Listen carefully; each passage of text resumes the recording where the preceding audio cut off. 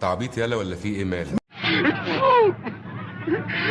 نعم، ارغي يا عم الامور.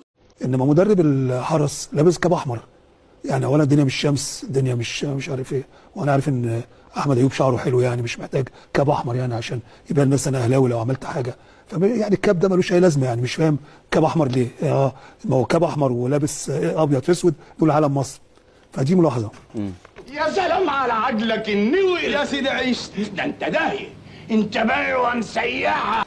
بعد اذنك يا طارق، احنا ما طلعناش في التايم عشان نتكلم على حكم ماتش الاهلي ولو في ثانيه بس، بعد اذنك. اتفضل. ماتش الاهلي ايه؟ انت معايا ولا جايب النهارده؟ ماتش الاهلي اللي كان النهارده يعني؟ الحكم ادى 6 دقائق ومن حقه يدي 20 دقيقه وقت ضايع. انما لما يجي 6 دقائق ويجي كورنر، يعني انا سالت كل الحكام في التايم، كل الحكام لما يجي كورنر ما يصفرش، يتلعب. هو المفروض يصفر، هو ما يصفرش بس على ضربه الجزاء، في ضربه جزاء ما يصفرش لما تتلعب.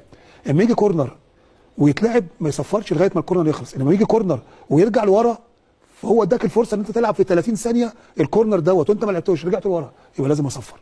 طب ليه 36 ثانيه؟ ليه لعبت في الدقيقه السابعه؟ طب وبعد ما جه الجول ليه كملت دقيقه ونص تاني؟ مش انت بدي 6 دقايق بس؟ حسيت بالغلطه؟ حسيت بغلطتك؟ بلا صياح ارجوكم، بلا صياح، الوضع ريلاكس خلاص.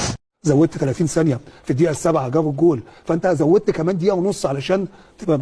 فانا بقول له لو انت صح هتنام كويس عادي جدا، لو انت غلط هتنام ازاي؟ تروح بيتك ازاي وانت حاسس انت ظالم فرقه فاركو؟